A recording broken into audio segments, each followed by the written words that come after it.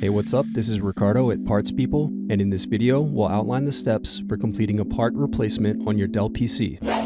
Visit our website and use this coupon for a 5% off discount.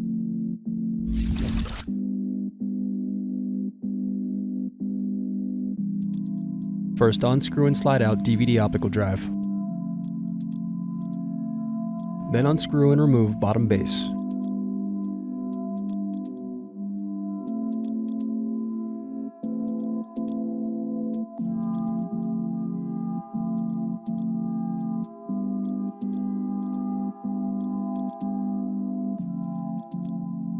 Thanks for watching. Don't forget to like and subscribe if you enjoyed this video. And if you need more, check out this playlist to watch other tutorials for your laptop.